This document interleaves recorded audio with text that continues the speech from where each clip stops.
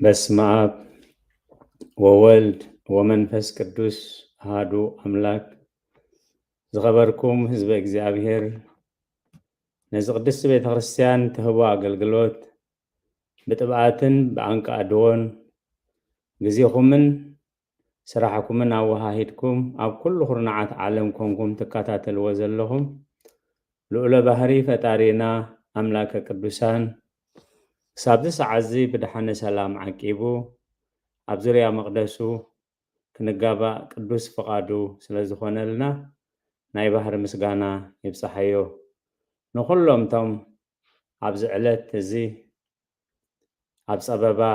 ኣብ ፀገም ኣብ ሽግር ንዘለዉ ረህዋ ሰላም ቅሳነት ዕረፍቲ ይሃቦም። ንኩሎም ኣብ ቤት ማእሰርቲ ዘለዉ ምውፃእ ሓራ ይፍጠረሎም። ብሞት ስጋ ንዝተፈለዩና ገነት መንግስተ ሰማያት ሃገረ ቅዱሳን የዋርሶም። ኣብ መሪር ሓዘን ንዘለኹም ከዓ ደበሳ ቅዱሳን ይደብስኩም። ንኩላህና ከዓ ዘስተውዕሎ ኣእምሮ ሂቡ መወዳእታና የፀብቐልና። ዝኸበርኩም ህዝበ እግዚአብሔር ንዓይ ነዚ ጉባኤ ዝኸውን ህያው ቃሉ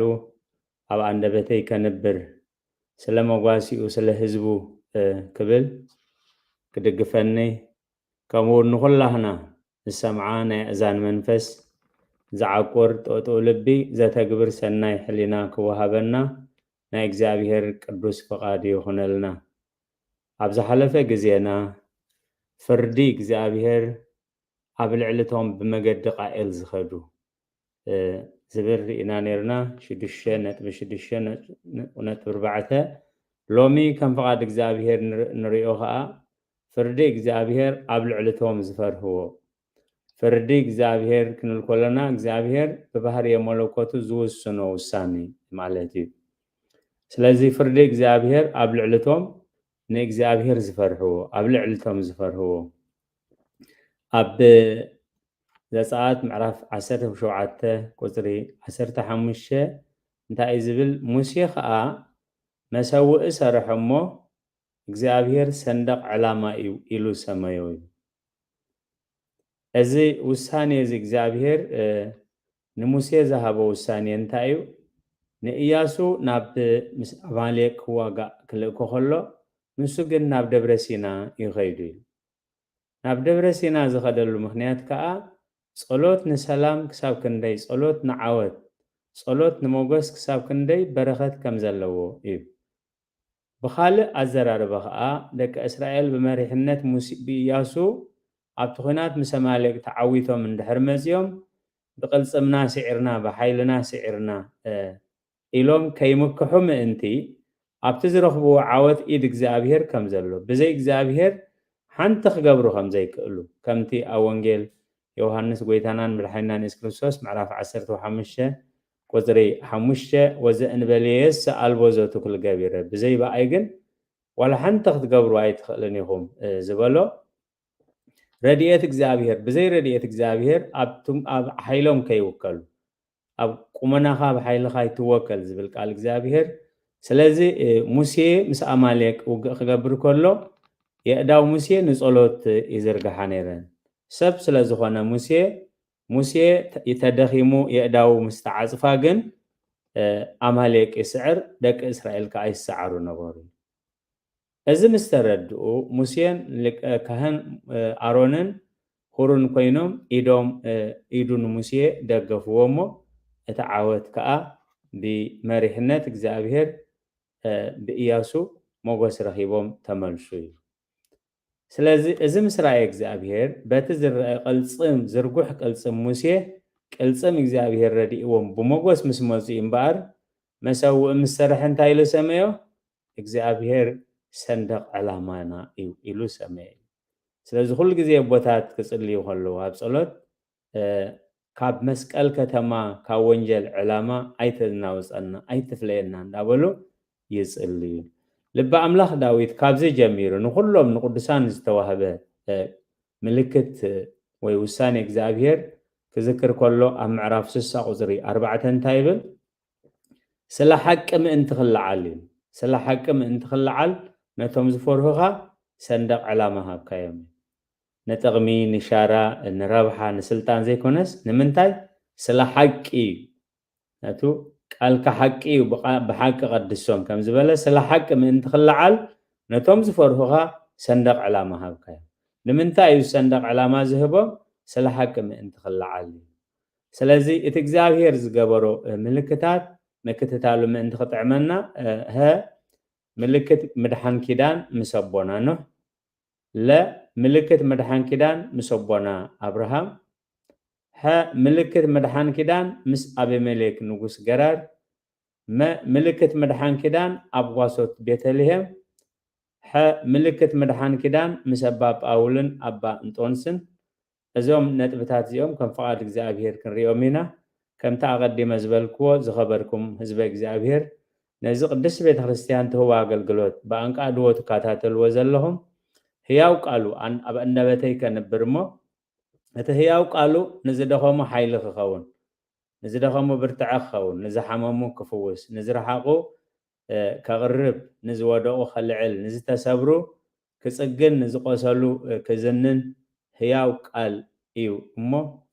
هياو قالوا أب أندبتي كنبر نقوبا أن هزب زخون قالوا أب أندبتي كنبر أب صلتكم كذكرني دقيمة محسنكم ها ملكت مدحان كدان مسبونا نو أب زفرت شعات عسر سلسته كأستي أبدمنا أنبر الله نسو دما نتا أمون وينا أمون ومدرن زلو خدان ملكت كخوني سلقالات እግዚአብሔር ዝተመስገነ ይሁን ኩل ጊዜ ኣብ ሓድሽ ክዳን ይሁን ኣብ ብሉይ ክዳን ታሪክ ናይ ኣቦና ኖህ መሬት ተባላሽያትሉ ኣብ ዝነበረት ጊዜ ኩሉ ፍጡር ከዓ መገዱ ኣባላሽዩ ኣብ ዝነበረሉ ጊዜ ርክሰትን ዓመፃን ምግሃስ ትእዛዝ ሕጊ እግዚአብሔርን ኣብ ዝነበረሉ ጊዜ ኖህ ገና እንታ ዘይብሉ ጻድቕ ሰብ ነበረ ኖህ ገና ምስ ኣምላኽ ተመላለሰ እዩ ስለዚህ እትንዕኡ ዝሃቦ ኪዳን ኣሞንጎይን ኣሞንጎ ምድርን ዘሎ ኪዳን ኢሉ ብስምካ ንዓለም ኢሉ ዓለም መሬት ክሳብ ዘላ ዛሕልን ዋዕን ሓጋይን ክረምትን ጸልማትን ለይትን ከም ዘይፈላለ ነዚ ዝህበካ ዘለኹ ምልክት ከዓ ዝረአ ምልክት እህበካ ኣለኹ እሱ ከዓ እንታይ እዩ ቀስተይ ኣብ ደመና ይነብር እዩ ምስ ድማ ነቲ ኣሞንጎይን ኣሞንጎ ምድርን ዘሎ ኪዳን ስለዚህ እንታይ እዮም ዝብሉ ቦታትና ንኖህ ዝተዋህበ ዘይኮነስ ብኖህ ገይሩ ንዓለም ዝተዋህበ ኪዳን ምክንያቱ ኣሞንጎይን ኣሞንጎ ምድርን ዝብል ዘሎ ማለት ስለ ቃላቱ እግዚአብሔር ዝተመስገነ ይሁን ለኢልና ምልክት ኪዳን ምስ ኣቦና አብርሃም ኣብ ዘፍጥረት 12 17 እግዚአብሔር ግና ብምኽንያት ሳራ ሰበይታ አብርሃም ንፈርዖንን ንቤቱን ብርቱዕ ቅፅዓት ቀፅዖም እግዚአብሔር ካብቲ ንሕና ንሓስቦን ንደልዮን የዕዚዙ ጸጋ ክገብር ዝከኣሎ ኢሉ ሐዋርያ ቅዱስ ጳውሎስ ኣብ ኤፌሶን 3:10 እግዚአብሔር ካብቲ ንሕና ንሓስቦን ንደልዮን ናይ አብርሃምን ናይ ሳራን ምርድዳ ዝነበረ ኣነ ሓብተያ ክብሎም እዮም ወስኻ ሓብቲ ሓወይ ይበል እዮም እግዚአብሔር ግን ልዕሊኡ ዝሓሊ ኣምላኽ እዩ ስለዚ እግዚአብሔር ግና ብምኽንያት ሳራይ ሰበይታ አብርሃም ንፈርዖንን ንቤቱን ብርቱዕ ቅፅዓት ቀፅዖም እዚ ቅፅዓት ዝቀፅዖም ዘሎ ከዓ እግዚአብሔር እቲ ቅዱስ ተርኢ ሳራ ምስ ፈርዖን ዝኾነ ይኹን ርክብ ክህልዋ እግዚአብሔር ኣይፈቀደን እዚ ከዓ እቲ እግዚአብሔር ኣብ ቅዱሳኑ ዝህቦ ውሳኔ ዝህቦ ምልክት መድሓን ሰንደቅ ዕላማ ገናኸ ከምቲ ኣባና ዝገብር ሓይሊ ኢሉ ኣብ ኤፌሶን 3:10 ጠቂሸየ ፀኒሐ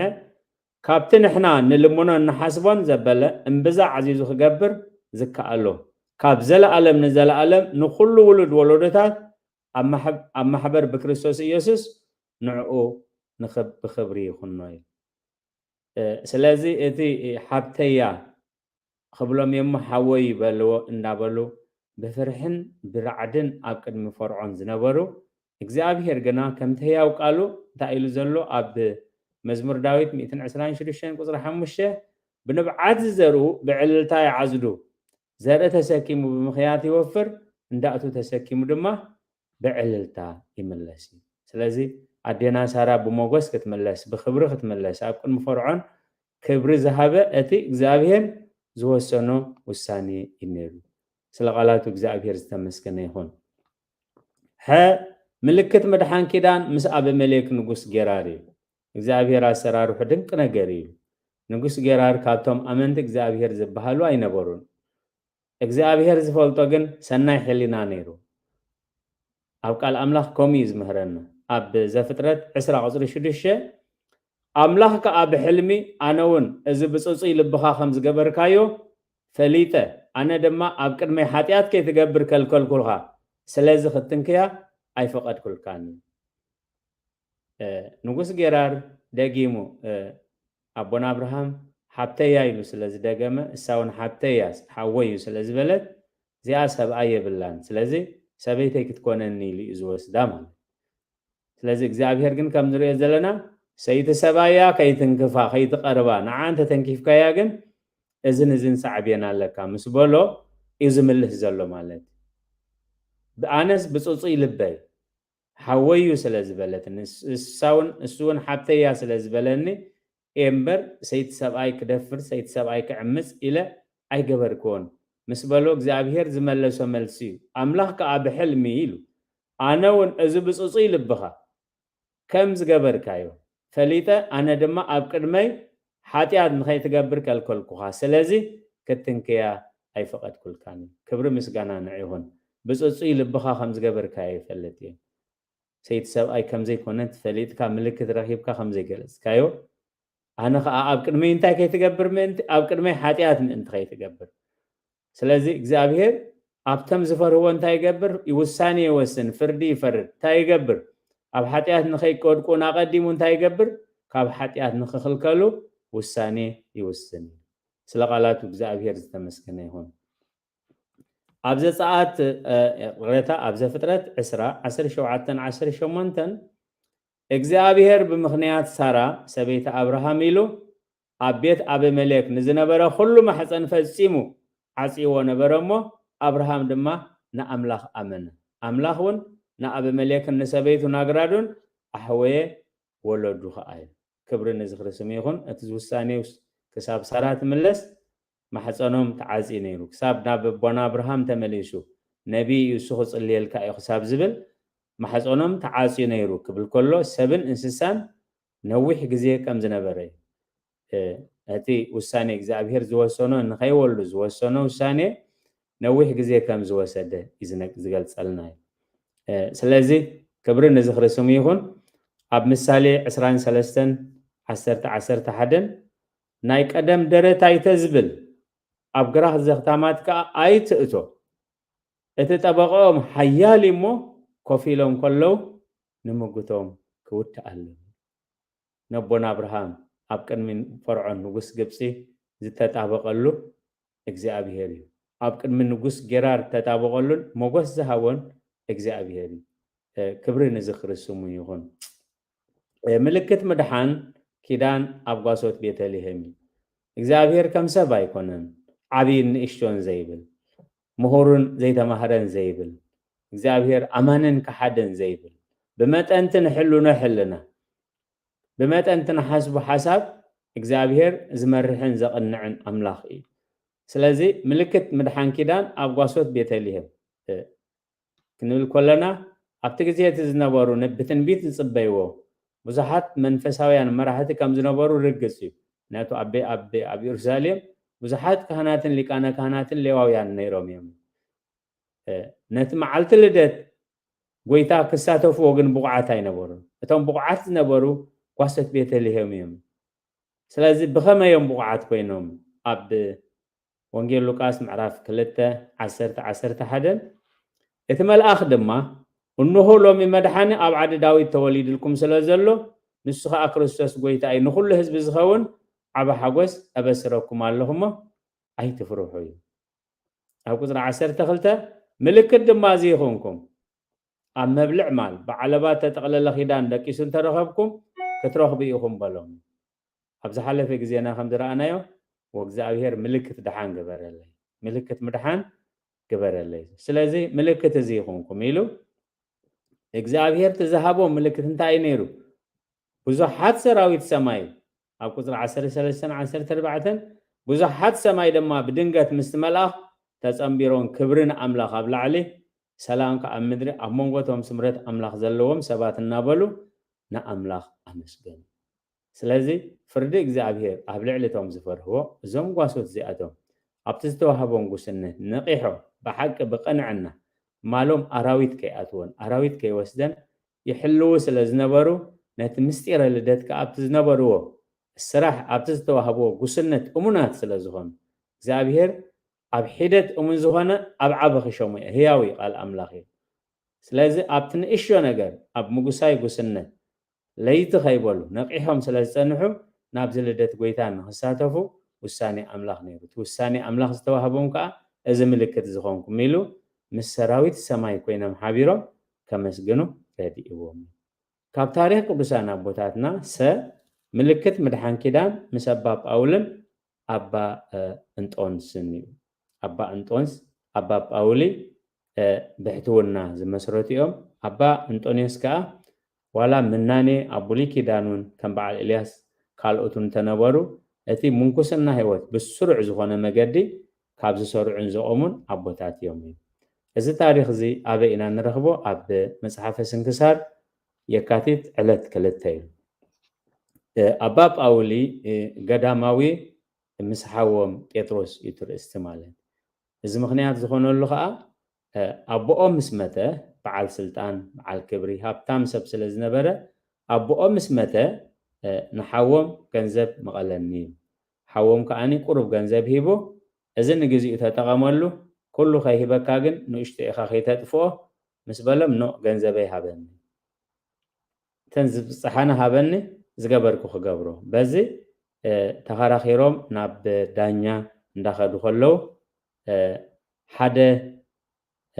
ከም ኣቦኦም ዝመሰለ ሃብታም መይቱስ ናብ ሓመድ ድበ ክወስድዎ ከለው እዩ ዝርኢ ማለት እዩ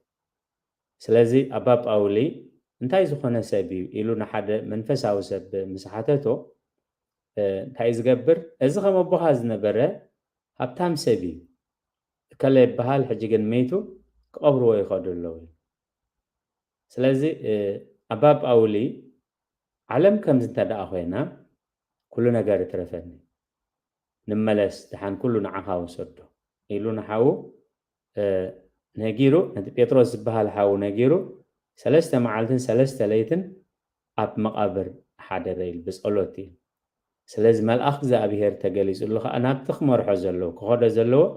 መንፈሳዊ ህይወት ይመርሖም ማለት 80 ዓመት ሰብ ከይረኣዩ ብብሕትውና ተቐሚጦም ኣባ ጳውሊ ኣብዚ 80 ዓመት እግዚኣብሔር ዝህቦም ዝነበረ እግዚኣብሔር እኳ ክልኢኹ ከምቲ ናይ ኤልያስ ፍርቂ ሕብስቲ ኣብ ኣጋምሸት ይልእኸሎም ነበረ ኣባ አንጦንያስ ኣባ መነኮሳት ኣብቲ ግዜ እቲ ስለ ዝነበሩ ከምቲ ቃል እግዚኣብሔር ኢልዎ ዘሎ ትዕቢት ሽታ ኣባ አንጦንዮስ ጽድቂ ኣባ ጳውልን ፍርቂ ሕብስትን ናብቲ ምልክት ኣእተወ ኣባ አንጦንዮስ ከምዚ ከማይ ዝመሰለ ገይሩ ዘገልግለካስ ይህሉ ዶ ዝብል እዩ ስለምንታይ ናብዚ ውድድር ዝተኣቱ ኣይ ንውድድር ኢለ ክኣቱ ዝኮንኩን እንድሕር ልዕሊኡ ዘገልግለካ ኣልዩ ኣነ እውን ናብቲ ፀጋ ትክበፅሕ ኢለ እየ እሞ ጳውሊ ዝበሃል ገዳማዊ ኣሎ ኢሉ ናብኡ ኺድ ይብሎ ማለት ስለዚ ናብኦም ምስ ከዱ እግዚኣብሔር ኣቐዲሙ ከም ዝፈልጥ እቲ ፍርቂ ሕብስቲ ሒዙ ዝመፅእ ዝነበረ ምሕኳኽ ሕብስተ ሰርኪ ሽዑ ግን ሙሉእ ሒዙ መፅኡ ማለት እግዚኣብሔር ኣየመስገንኩኻ እንዴ እግዚኣብሔር ኣይፀገብኩን እንዴ ወስኸኒ ኢለካ ዲ ወትካ ኢሉ ስለዚ ነዚኣቶም ምስ ረኣኹ እንታይ ኮይነ ኢሎም ተሓጉሸ ኢሎም ተሓጉሸ እቲ ናይ ልበይ ሓጎስ ከዓ ናብ ፈገግታ ንደቂ ወፅኡ ካልኣይ ኣርጋብ እለ ህብረ እሳት እዩ ትዝርእይዎ ዝነበሩ ረኣይ ረጋቢት ኮይኖም ግን ብሕብሪ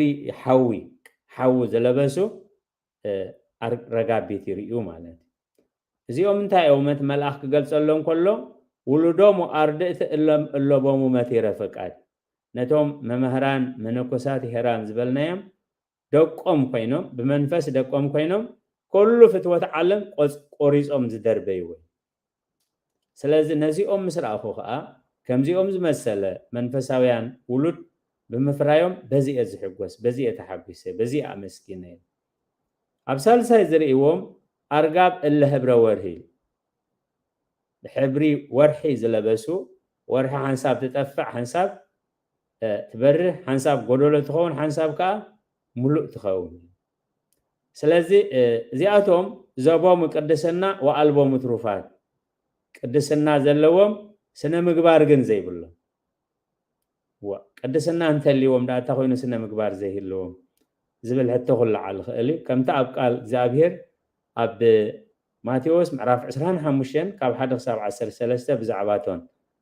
عياشو دناقلن لبامات دناقلن تقليش زلو إتن حموش دناقل عياشي لون زلو دناقل كم زنبرا قدسنا كم زنبرا وانجيل قليس أولو أبوتاتنا أبترقاميس مغيروم تاين تاي كم زقودلن قليس أمالو سلازي يوم كا قدسنا زلو ومغن مقبار تروفات زي بلو نزي مسرا أخو خا دخيه نزي مسرا أخو خا كعيرة تزاب كيني إزي إيلو رابع عايز رأيو أرقاب الله برهامد أرقاب كوينهم حمد زلبس حمد درونا أب رئيسهم تنس نسه يرئي مالك أبز مسرا يوم حجي طعم زقعرو سبخيو سلازي زياتهم من يوم إلا ألبوم من تاني مقابيرا الصدقي منو كوساتيوم قل قدسنا يبلهم تروفات صدقي يبلهم ولا حنت نقر زي يبلهم እግዚአብሔር ሰውረን ንምንታዩ ንዓና ተጻሒፉ አበይ ከም ዘለና ገዛእ ርእስና ከም ኩሉ ግዜ ንሪኦ ንነፍስና በቃል እግዚአብሔር ክንሪአ እዚ ዝተጻሕፈ እዚ ትንቢት ዘርአዮም ነቦና አቡነ ጳውሊ አባ ጳውሊ እግዚአብሔር ኣብቲ ዝመጽእ ወለዶ ብኸመይ ክንጥንቀቕ ከም ዘለና ኣብ ታሪኾም ተጻሒፉ ኣብ መጽሓፈ ስንክሳር ተጻሒፉ ወላ ሓንቲ ነገር ቅድስና ዘይብሎን ግን መነኮሳት እዮም نእግዚአብሔር ኢሎም ዓለም ዝገደፉ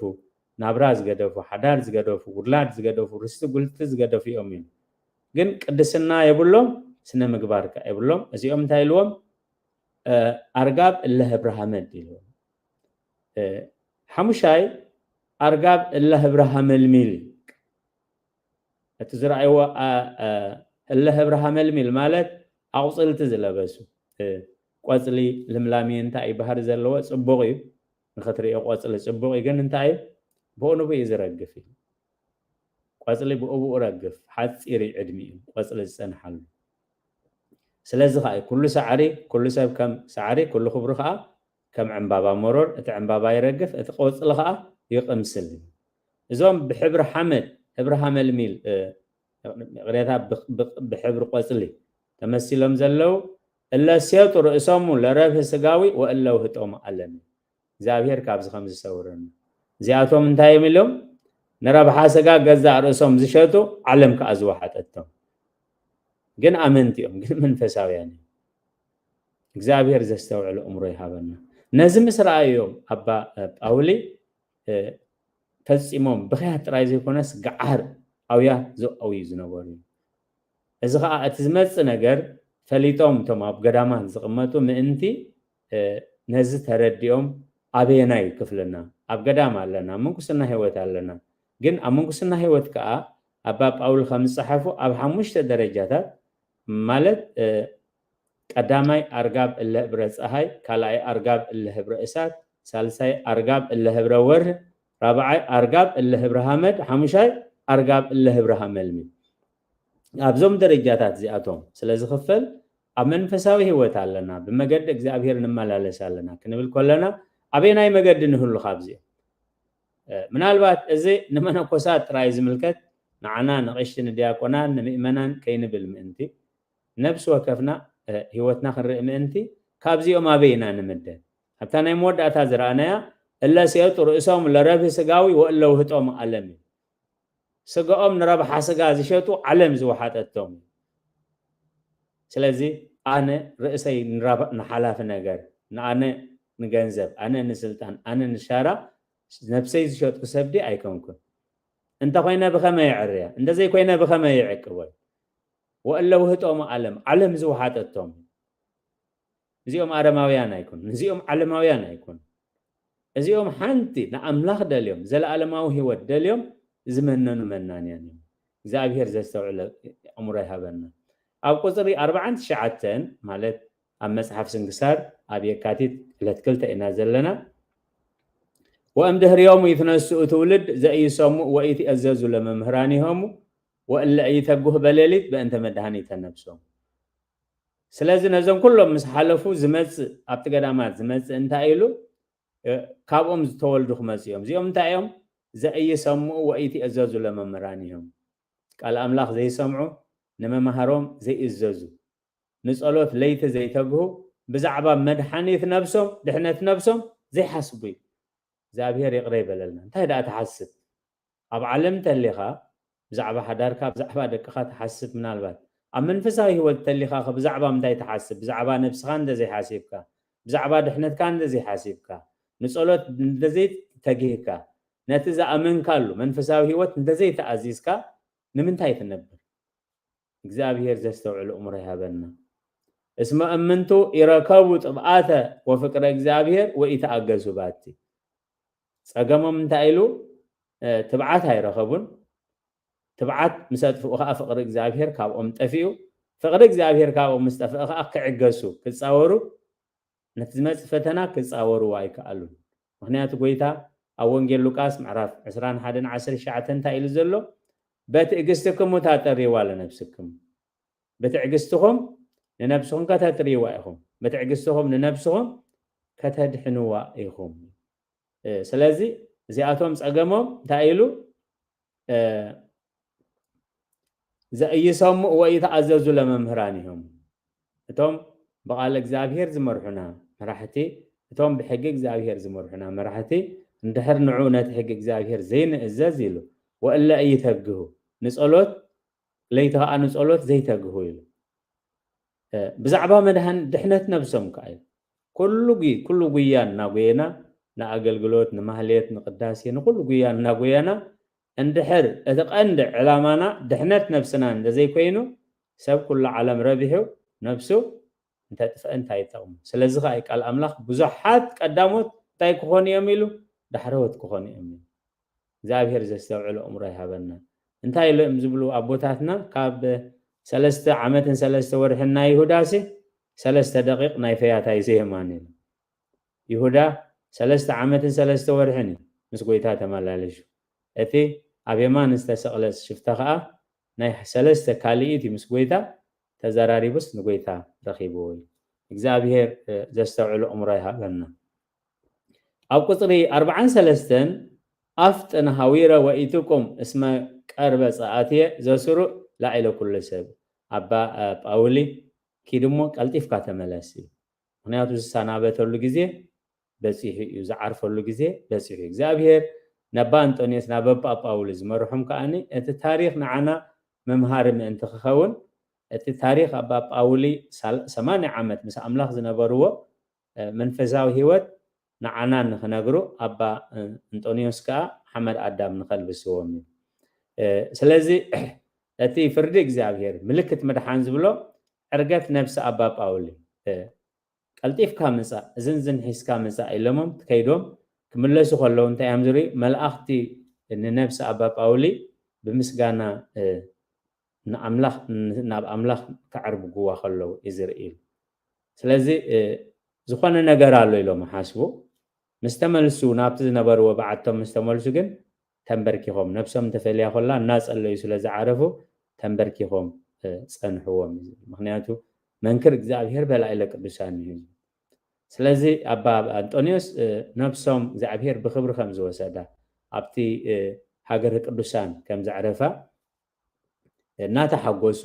ምስ ዓረፉ እንታይ ደኣ ክገብር እየ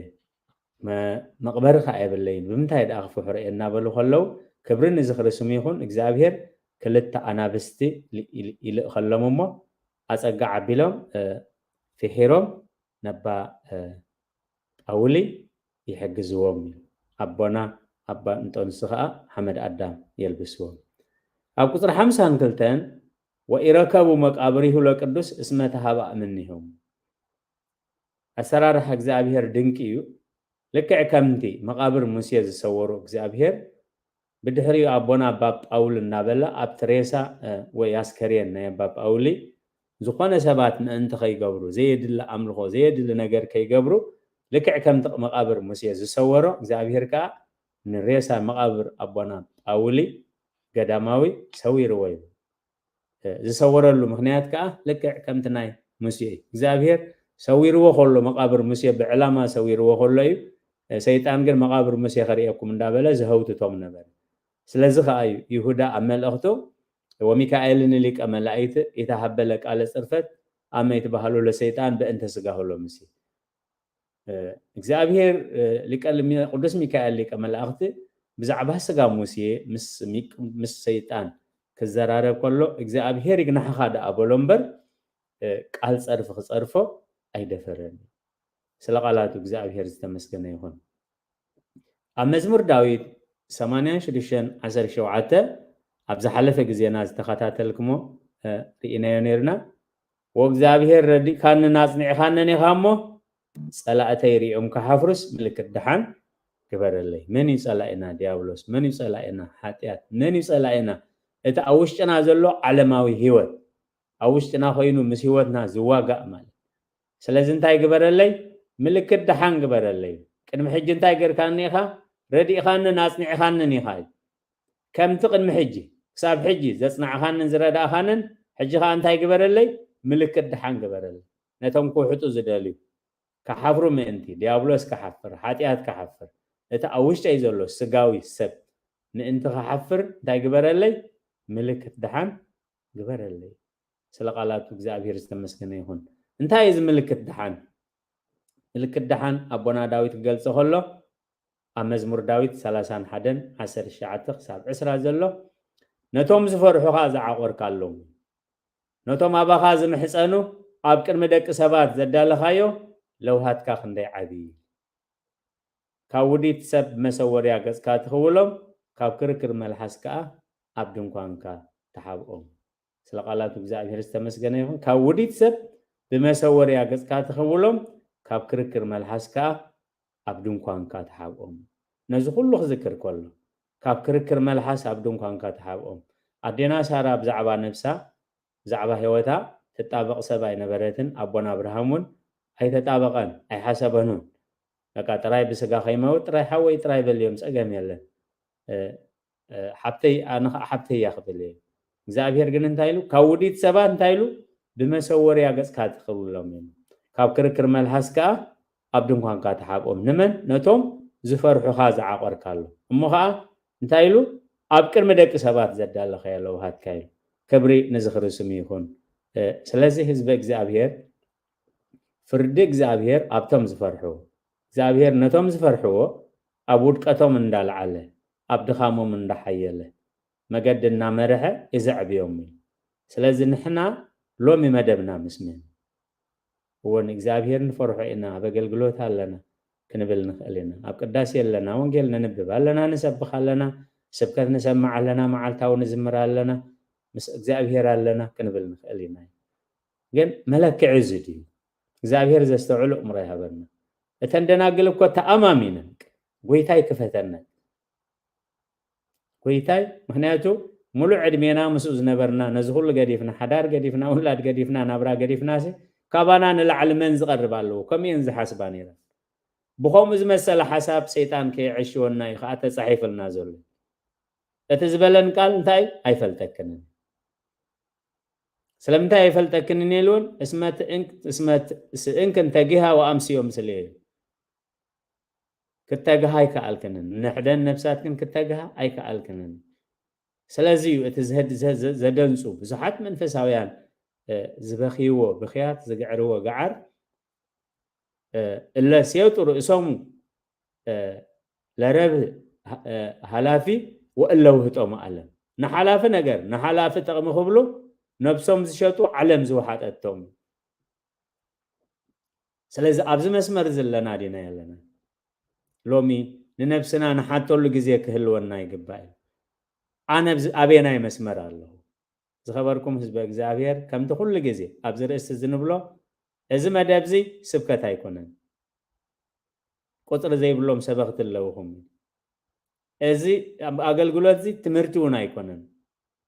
ብዙሓት መምሃራን ኣለዉ ማብ ቤተ ክርስቲያኑ በቦቱ እዩ እዚ መደብ እንታይ እዩ ንዝብል ግን እዚ መደብ እዚ ብቃል እግዚአብሔር መሰረት ንነብስና እንሪእሉ ንነብስና እንፍትሸሉ አበየ ዘሎ መደበይ አበዩ እንታይ ስለ ዝገበርኩ እንታይ ይገብር ኣሎ ዝሰርሖ ዘለኹ ስራሕ እንታይ ጽባሕ በዚ ዝሰርሖ ዘለኹ ሰብ ዝዘርኦ ዝዓፅድ ተዳ ኮይኑ እንታይ ዝዘርእ ዘለኹ ጽባሕ ከንታይ ክዓፅድ ክንብል ምእንቲ እግዚአብሔር ልቦና ክህልወና ምእንቲ እግዚአብሔር ብዛዕባታ ኣብ ቅድሚ እግዚአብሔር ጽባሕ እንቆማይ ማንም ሰብ ክጣበቀልና ዘይክእል ቅድስት ቤተ ክርስቲያን ክትእውጆ ኮላ መቃብር ከይተረፈ ንምዋት ይኮነን ነቶም ኣብ ቀብሪ ንመጽእ ተዘከር ኃጢአተከ ወአልቦ ዘይክል ረዲኦተከ ዘእንበለ እግዚአብሔር አግባእናከ ወሃደግናከ ውስተ ዘቀዳሚ ፍጥረትክ እቲ ሬሳ መቃብር ምስኣተወ حمد دبخي تدبيه يصلو زصله ማለት እንታይ ማለት እዩ ብዛዕባ ሬሳ አይኮነን ምናልባት ገለገለ ለውሃት ንሙት ኮይን ከም ዝብልዎ ክብል ይኽእል እዩ ነፍስና ልክዕ ከምታ ኣብ መቃብር ኣብ ክፉት መቃብር ተቀሚጡ ዘሎ ቆፂርና መገድና ከነዓራር ምእንቲ ንዓና ንህልዋ ንሙታት ዝፅለ ጸሎት ሓንቲያ ሰኻ እንታያ አይርፍ እግዚኦ ነፍሰ ገብርከ አና ግን አግባእናከ ወሃደግናከ ተዘከር ኃጢአተከ አግባእናከ ወሃደግናከ ውስተ ዘቀዳሚ ፍጥረትከ ከም ስነ ንባብ አንቢብና እቶም ነንብቦ ሰባቱን ከይተረፈሲ ከይተረዳእና ንስነ ስርዓት ኢልና ጥራይ ንሕልፎ ግዜ ክህሉ ይኽእል ነፍስና ንርአይ አነ ከምብቦ ከለኹስ ብትኽክል ትመልእኽቲ ናባይ ምዃኑ ፈሊጠ ድያ አንቢበዮ ወይስ ክንበብ ስለ ዝተሰርዐ ክስገር ስለ ዘይክእል አንቢበዮ ክንብል ምእንቲ እግዚአብሔር ይደግፈና አልቦ ዘይክል ረዲኦተ ከዘእንበለ እግዚአብሔር በጀካ እግዚአብሔር ስልጣን የድሕነካ ፍልጠት የድሕነካ ኃይል የድሕነካ ጸጋ የድሕነካ ሓደ ከድሕነካ ዝኽእል እግዚአብሔር ከድሕነካ እንተ ኮይኑ እግዚአብሔር ካ እንታይ ግበር ተዘከር ኃጢአተክ ኃጢአትካ ተዘከር ኃጢአትካ ዘኪርካ እንታይ ግበር ተነሳህ ምክንያቱ ጎይታ ኢየሱስ ክርስቶስ ሓደ እኳ ከዓየላ ዘይክእል ግዜ ትመጽእ ኣላ እሞ ደቂ ብርሃን ምእንቲ ክትኮኑ ኣብ ብርሃን ተመላለሱ ስለዚ ተን ዓያሹ ዓዲገን መጽየን ዓዲገን ምስ መጻ ግን ማዕጾ ተዓጺጸን ማዕጾ ምስ ተዓጽወ ኣይፈልጠክን ታተዋህበት መልእኽቲ ንስኻትኩም ከኣዩ ብዙሕ ግዜ ብዛዕባ ተንደናግል እተን 10 ለባም እተን 10 ደናግል ዝተዘረባ እታ መወዳእታ ኣብ 13 ዘላ ንስኻትኩም ውን ኢሉ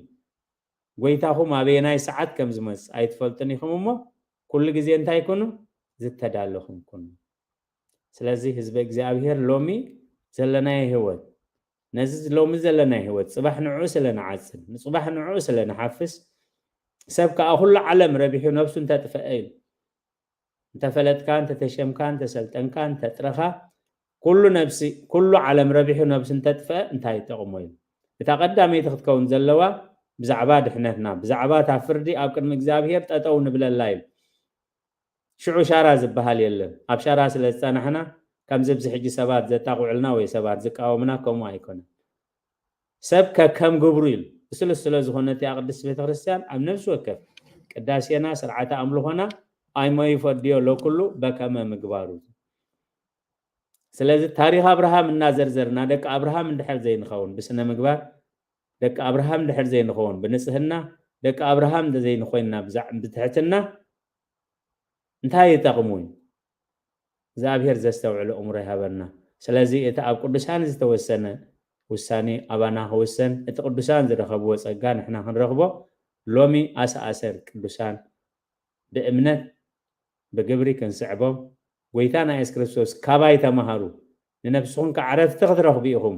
ካባይ ምምሃር ማለት ከዓ እንታይ ማለት እዩ ኣርዑተይ ጽሩ ካባይ እውን ተማሃሩ ኢልና ኣሎ እሞ ኣርዑት ክርስቶስ ጥራይ ኣብ ክሳድና ክንቐምጥ መምህርና እሱን እቶም ኣሰኣሰሩ ዝስዕቡን ቅዱሳኑ ክኸውን እግዚአብሔር ይደግፈና ጽኒልኩም ነቲ ቅድስት ቤተ ክርስቲያን ትህቦ ዕለታዊ መልእኽቲ ሲሳይ ዕለት መግበ ነፍሲ ጽኒልኩም ስለ ዝሰማዕኹሞ ቅድስት ቤተ ክርስቲያን ኣብ ትገብርዎ ጸሎት ኩሉ እቲ ብሕቡእ ዝርኢ እግዚአብሔር ሴተ ጻድቃን ኣስበት ህታን ይኽፈልኩም ትብል ኣጀሚሩ ብሰላም ዘፈጸመና لولا بحري فتارينا ناي بحر مسغانا يبصحيو صقا غويتانان مدحنينان يسوع كريستوسن فقرا املاخن حبرت منفس قدوسن اب صرها صيون اب لعل قدسان ابوتاتنا حواريات كم زورده حجون اب لعلينا اب لعل كلهم عصفن دربن كوين يرك سلا قالاتو እግዚአብሔር ዝተመስገነ ይሁን